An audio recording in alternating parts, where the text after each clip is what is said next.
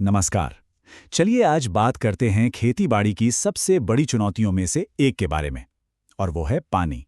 एक ऐसा संसाधन जिसके बिना जिंदगी तो क्या, खेती का तो सवाल ही नहीं उठता। तो आइए इस विश्लेषण में थोड़ा और गहराई से उतरते हैं और समझते हैं कि पानी और कृषि के बीच इस मुश्किल संतुलन को कैसे बनाया जाए।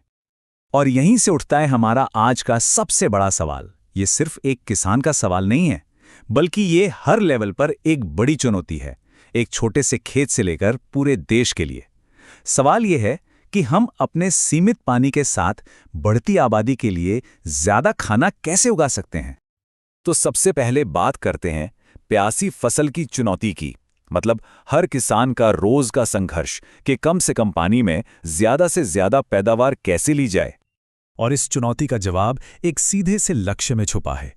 मॉडर्न वाटर मैनेजमेंट का बस एक ही मकसद है, पानी की हर एक बूंद को, लिटरली एवरी सिंगल ड्रॉप को बर्बाद होने से बचाना और उसका सबसे अच्छा इस्तेमाल करना। अब ये कहना जितना आसान है, करना उतना ही मुश्किल। तो सवाल ये है कि किसान इस लक्ष्य को हासिल करते कैसे हैं? इसका जवाब है एक स्मार्ट किसान टूलकिट में। ये वो तरीके और तकनीकें हैं जो खेती को ज्यादा स्मार्ट और असरदार बनाती हैं। तो इस टूलकिट का आप कह सकते हैं सबसे जरूरी औजार है जल उपयोग दक्षता। अंग्रेजी में इसे कहते हैं WUE। अब यह है क्या? इसे ना आप खेत का माइलेज समझिए। जैसे हम पूछते हैं कि गाड़ी कितना माइलेज देती है, बिल्कुल वैसे ही WUE ये बताता है कि 1 लीटर पानी से कितनी फसल पैदा हुई। तो सवाल ये उठता है कि इस माइलेज को, मतलब WAU को बढ़ाया कैसे जाए? देखिए, इसके कई तरीके हैं। पहला, सही सिंचाई तकनीक चुनना, जैसे ड्रिप या स्प्रिंकलर। दूसरा, पानी देने का एकदम सही वक्त, ना पहले ना बाद में। फिर खरपतवार को कंट्रोल करना, और हाँ, मल्चिंग और अच्छी किस्म के बीजों का इस्तेमाल करना। ये सब मिलकर ही काम करते हैं। लेकिन ये सब सुनने में तो ठीक है, पर एक किसान को ये पता कैसे चलता है कि फसलों को पानी कब देना है? क्या कोई घड़ी है, कोई अलार्म? नहीं, असल में इसके पीछे एक पूरा विज्ञान है। चलिए समझते हैं। देखिए, सिंचाई का सही समय तय करना ये एक पहेली सुलझाने जैसा है, जिसके 4 बहुत जरूरी हिस्से हैं। किसान को सब कुछ देखना पड़ता है। मिट्टी में कितनी नमी है, फसल किस स्टेज पर है, जैसे गेहूं में वो क्राउन रूट वाली स्टेज बहुत क्रिटिकल होती है। फिर पानी कितना उपलब्ध है, गर्मी और हवा से कितना पानी उड़ रहा है, और हाँ, मौसम का हाल क्या है। इन सब बातों का हिसाब लगाना पड़ता है। और सही समय पर पानी देने के लिए सही तरीका भी तो चाहिए। आजकल 2 तरीके बहुत पॉपुलर हैं। एक है ड्रिप इरिगेशन। जैसा नाम से ही जाहिर है, ये पानी को बूंद बूंद करके सीधा पौधे की जड़ों में पहुंचाता है। सोचिए, इससे 40 से 60% तक पानी बचता है। और दूसरा है स्प्रिंकलर सिस्टम, जो बारिश की तरफ फुहारे फेंकता है, और ये रेतीली जमीन के लिए काफी अच्छा माना जाता है। अच्छा, हमने पानी का सही इस्तेमाल तो सीख लिया, पर उस पानी का क्या जो बस बहकर बर्बाद हो जाता है? अब बात करते हैं उस हर एक आखिरी बूंद को बचाने की। ये जो कीमती पानी खेत से बहकर निकल जाता है ना, इसे कहते हैं रन ऑफ। और इसे रोकने के लिए भी कमाल के तरीके हैं, जैसे लेजर से खेत को एकदम सपाट कर देना, या ढलानों पर मेड़बंदी या सीढ़ीदार खेत बनाना, और पानी के रास्ते में छोटे छोटे डैम बना देना। मकसद एक ही है, पानी को भागने से रोकना।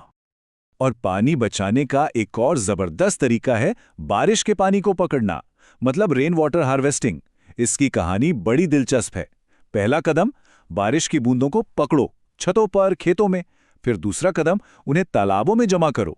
तीसरा, ये पानी धीरे धीरे जमीन में जाकर ग्राउंड वाटर को बढ़ाता है।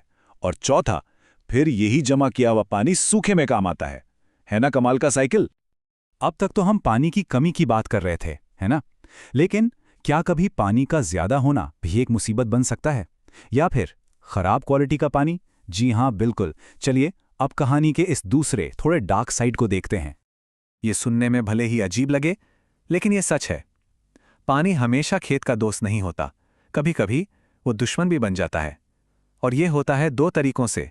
एक है जल भराव, और दूसरा है प्रदूषण। जल भराव यानी वाटर लॉगिंग, इसका सीधा मतलब है खेत में इतना पानी भर जाना कि पौधों की जड़ें सांस ही ना ले पाएं, वो बुकरूला डूब जाती हैं और फसल खत्म। इससे बचने के लिए या तो पानी निकालने का बढ़िया सिस्टम बनाना पड़ता है, या फिर ऐसी फसलें लगानी पड़ती हैं जो थोड़े ज्यादा पानी और नमक में भी जिंदा रह सकें। और अब दूसरा और शायद सबसे बड़ा खतरा, सोचिए जरा, जब फैक्ट्रियों का केमिकल वाला गंदा पानी बिना साफ किए नदियों में, नहरों में छोड़ दिया जाता है, तो वो जहर कहाँ पहुँचता है? सीधा हमारे खेतों में। इस पानी में लेड, कैडमियम, क्रोमियम जैसी बेहद खतरनाक भारी धातुएं होती हैं। ये सिर्फ मिट्टी को बंजर नहीं बनाती, बल्कि जमीन के नीचे के पानी को भी जहरीला कर देती हैं। और सबसे डरावनी बात, ये जहर फसलों के रास्ते हमारे खाने की प्लेट तक पहुंच जाता है। इसका एक ही इलाज है, सख्त कानून और फैक्ट्रियों के लिए वाटर ट्रीटमेंट प्लांट लगाना अनिवार्य करना। अब तक हम जो भी बात कर रहे थे वो एक खेत के लेवल पर थी, लेकिन जब देश के करोड़ों किसान एक ही मुसीबत से लड़ रहे हों, तो समाधान भी तो देश के लेवल पर ही चाहिए, है ना? और यहाँ ये समझना बहुत ज़रूरी है कि किसान के अकेले की कोशिशें काफ़ी नहीं होती। इन छोटे छोटे प्रयासों को जब बड़े बड़े राष्ट्रीय प्रोजेक्ट्स का साथ मिलता है, तब जाकर असली बदलाव आता है। ये प्रोजेक्ट्स हज़ारों किलोमीटर दूर तक पानी ले जाकर लाखों हेक्टेयर ज़मीन तक पहुँचाते हैं। ये स्लाइड देखिए, ये भारत के विशाल वाटर मैनेजमेंट नेटवर्क की बस एक छोटी सी झलक है।